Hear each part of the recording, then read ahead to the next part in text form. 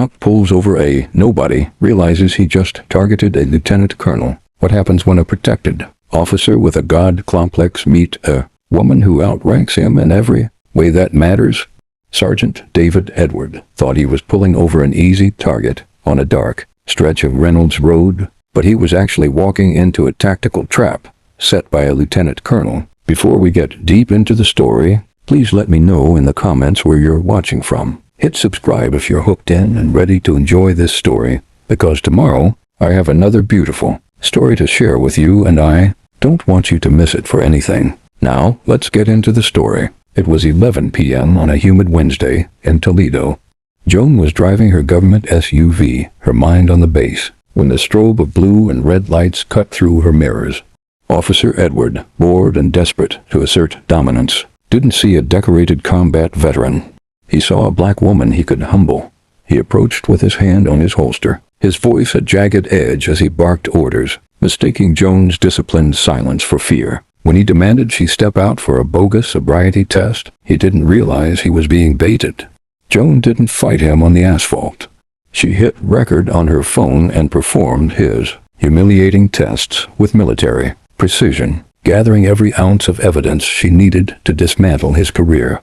Edward wrote the ticket with a smirk, unaware that this wasn't just a traffic stop, it was the opening move of a federal takedown. The darkness on Reynolds Road was heavy, the kind of thick, mid-week silence that usually belonged to the shift workers and the ghosts of Toledo's industrial past. Lieutenant Colonel Joan sat behind the wheel of her black government SUV, the steady hum of the engine providing a meditative backdrop to her thoughts of logistics and base reports. She was a woman who moved with purpose, even at 11 p.m., her hands relaxed but firm on the wheel. That peace was shattered by the violent, rhythmic pulse of emergency lights reflecting off her rear-view mirror. Joan pulled over with practiced composure, her SUV coming to a perfectly centered halt on the gravel shoulder. In the cruiser behind her, Officer David Edward adjusted his belt, a predatory grin tugging at the corner of his mouth. He didn't have a call. He had a craving. To Edward, the badge wasn't a symbol of service. It was a hall pass for ego. He watched the lone driver, noting the government plates and the quiet stillness of the vehicle. He liked it when they were quiet. It made the eventual break more satisfying. He approached the driver's side, not with the caution of a public servant, but with the heavy-booted swagger of a man who knew he was protected. He didn't lead with a greeting. Instead, he slammed a heavy palm against the roof of Joan's SUV, a jarring metallic thud designed to trigger a flinch. "License and registration," he barked, his flashlight beam cutting a blinding path across Joan's eyes. Joan didn't squint. She didn't recoil. She simply looked into the heart of the light, her voice a calm, low-frequency strike. "Officer, may I ask the reason for the stop?" Edward leaned in, his face inches from the window, the scent of stale coffee and arrogance rolling off him.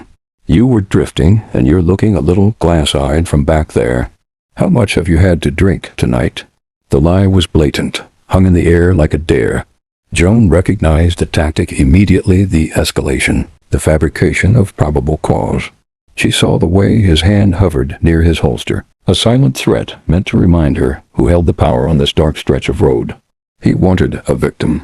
Instead, he was looking at a woman who had faced far worse than a small-town bully. As the pressure of Edward's stare intensified, Joan felt the familiar cooling of her blood, tactical shift that occurred whenever she was under fire. She knew that in this man's world, her words were secondary to his badge, but a lens never lied. With a movement so fluid it appeared casual, she reached for her phone in the center console. Her thumb found the shortcut, and a soft haptic vibration confirmed that the recording had begun. She propped the device against the dashboard, its unblinking eye capturing the officer's distorted, aggressive posture through the window. "I'll ask again, officer," Joan said, her voice devoid of the tremor Edward was waiting for. "On what grounds are you claiming impairment?"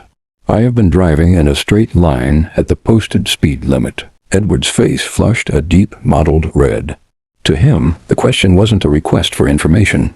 It was an act of insurrection. He didn't like the way she looked at him, not with fear, but with the analytical detachment of a superior officer reviewing a failing recruit. I don't need to explain my observations to you, he spat, his voice rising to a sharp, jagged edge. You're being combative. Now, give me your documents before I decide to skip the citation and go straight to the handcuffs. Joan moved slowly, keeping her hands in his line of sight as she retrieved her federal ID and registration. As the plastic card caught the light, Edward's eyes flickered over the government markings. A normal officer might have paused, but Edward's ego was a runaway train.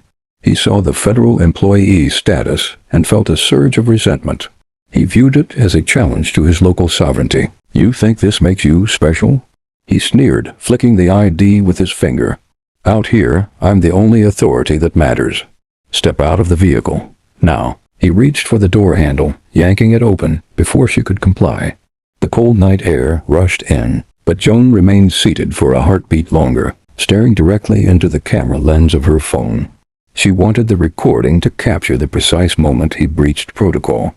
She wasn't just a driver anymore. She was a witness to a crime of power, and Edward was providing all the evidence she needed to bury him. The fluorescent lights of the precinct break room hummed with a sterile bind-guiron, flickering energy that matched Officer David Edwards' mood. He leaned back against the laminate counter, a heavy ceramic mug in one hand and a smirk on his face that he hadn't been able to shake since leaving Reynolds Road. The adrenaline of the stop was still coursing through him, sweet and intoxicating.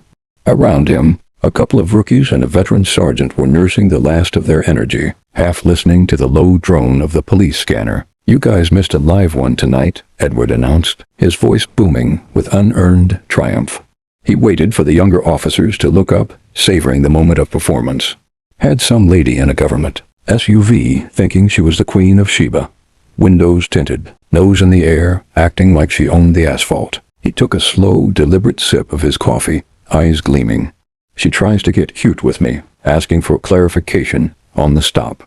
Then she pulls out some federal ID, acting like that little piece of plastic was a suit of armor.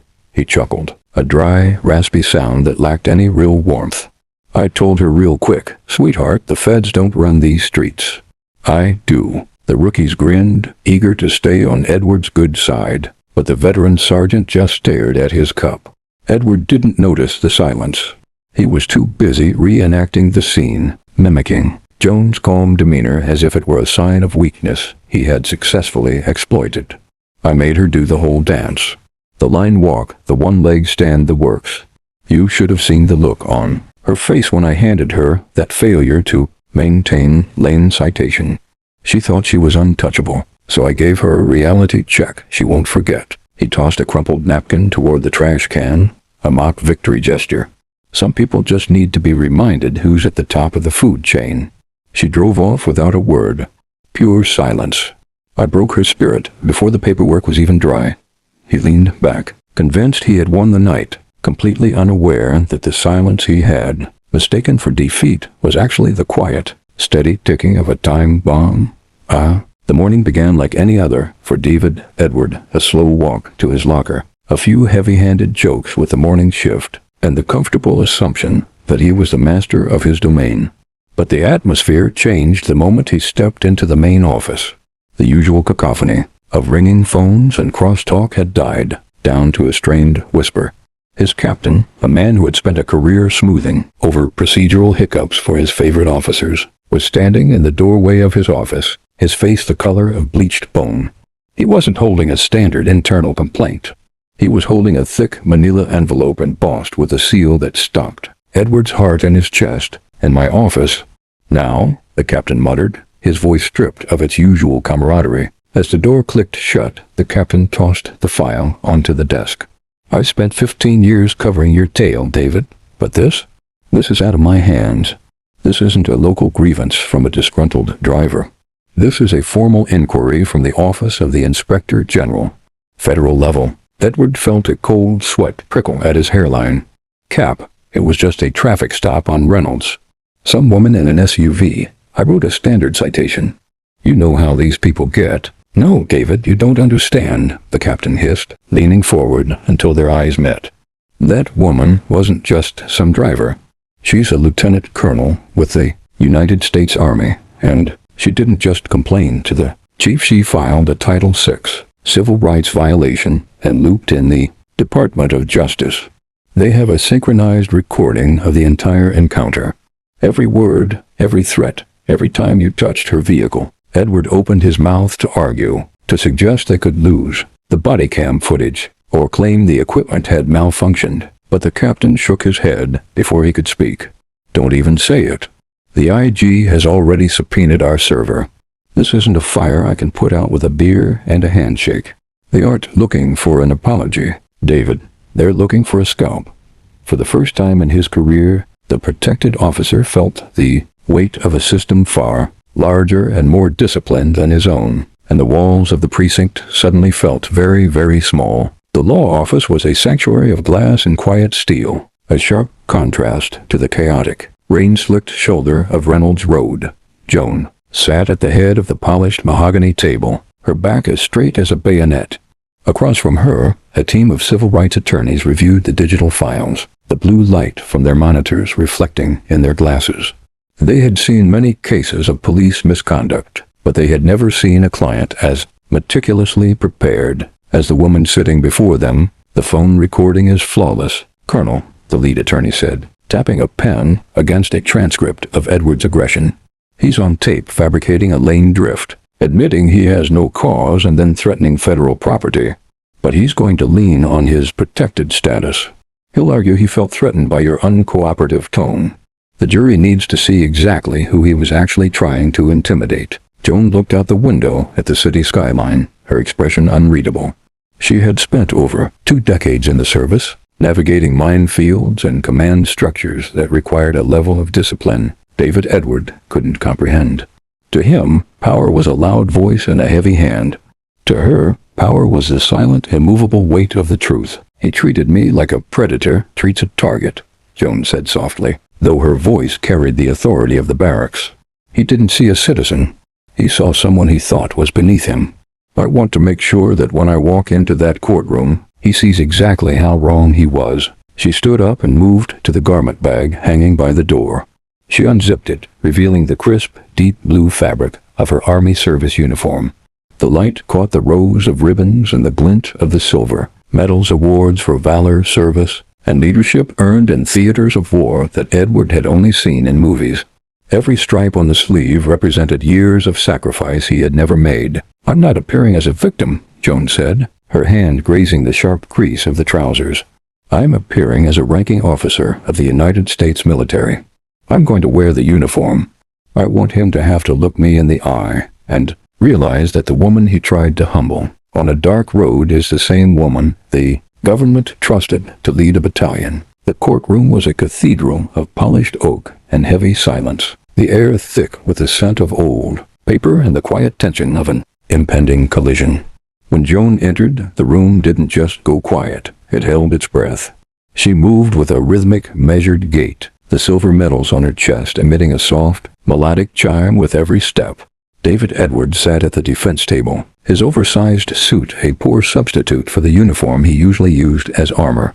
He tried to maintain his trademark smirk, but as Joan ascended the witness stand and took the oath, his gaze faltered against the sheer radiance of her brass and ribbons. State your name and occupation for the record, her attorney requested. Joan Vance, Lieutenant Colonel, United States Army, she replied. Her voice didn't boom. It resonated, filling the corners of the room with a calm, surgical authority. For the next 40 minutes, Joan dismantled the events of that Wednesday night with the cold, objective precision of an after-action report. She didn't use emotional pleas or flowery language. Instead, she spoke in distances, timestamps, and protocols.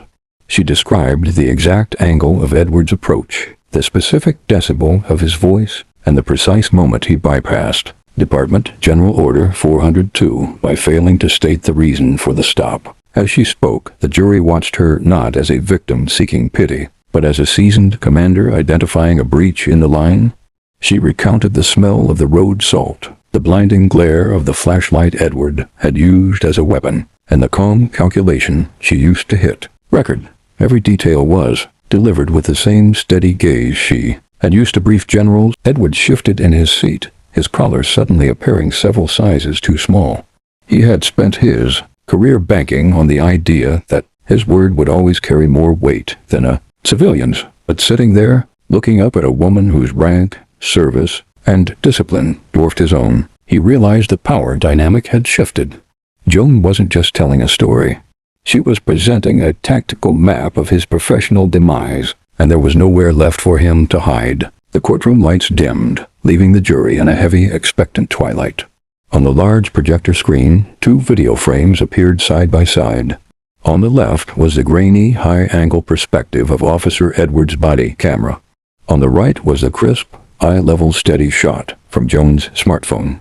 The silence in the room was absolute as the playback began, a synchronized dance of 2 very different realities. In Edwards' official police report, which was displayed on a secondary monitor, he had written that the driver was belligerent, slurring and physically aggressive, necessitating a firm command presence.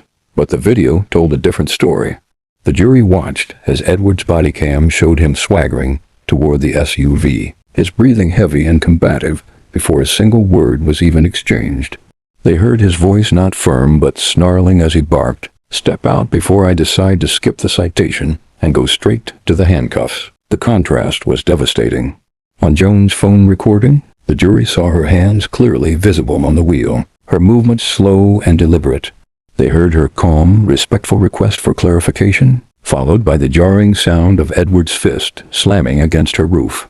The split screen revealed the truth in real time, while Edward's report claimed Joan lunged toward the glove box. The footage showed her waiting for his explicit permission to move. As the video reached the moment of the field sobriety test, the jurors leaned forward. They saw Joan performing the walk and turn under the harsh yellow streetlights, her posture as straight as a plumb line, her balance impeccable. They watched Edward standing in the shadows, his face contorted in a sneer of pure, unchecked ego.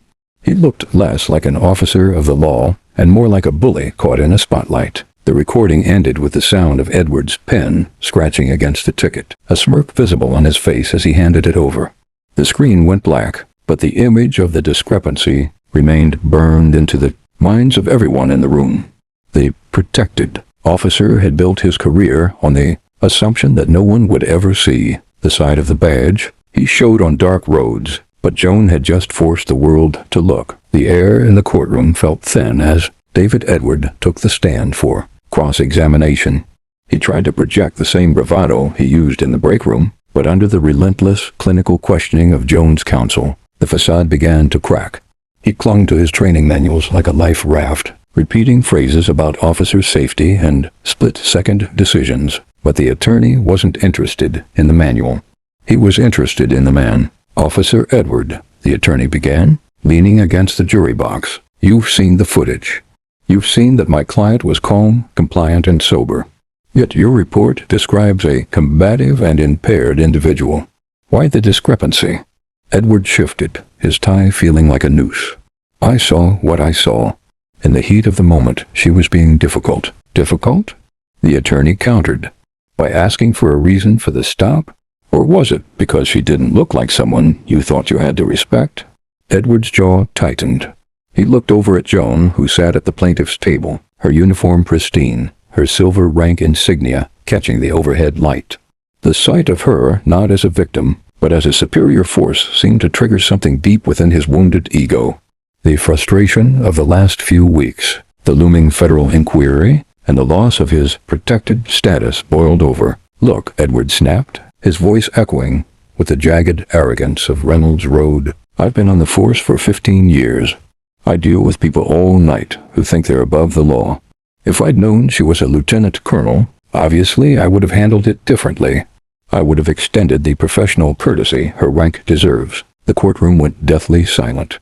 The attorney paused, letting the admission hang in the air like a lead weight. "So, officer," the attorney said softly, "your respect is reserved only for those with a high enough rank to hurt your career? Does a standard citizen, a person without medals on their chest, not deserve the same constitutional rights and basic dignity?" Edward realized the trap a second too late. He had just admitted on the record that his badge wasn't a tool for justice, but a filter for status. He had confessed to the jury that he viewed the public as a hierarchy to be managed, rather than a community to be served. He looked at the judge, then at the jury, but all he saw were the cold, judgmental eyes of a system that was finally done protecting him. The jury's deliberation was short, a swift and decisive response to the arrogance they had witnessed on the stand. When the foreman stood to read the verdict, the room felt charged with the electricity of a storm finally breaking. The court found in favor of Joan on all counts of civil rights violations and professional misconduct. The $35,000 judgment was significant, but it was the secondary ruling, the permanent revocation of David Edwards' peace officer certification, that sent a shockwave through the local department. The man who thought he was untouchable was stripped of his authority, not by force, but by the very law he had spent 15 years twisting to his own ends. Weeks later, the air was crisp at the military base as Joan stood before a formation of fresh recruits. She wasn't holding a check or a trophy. She was holding a standard.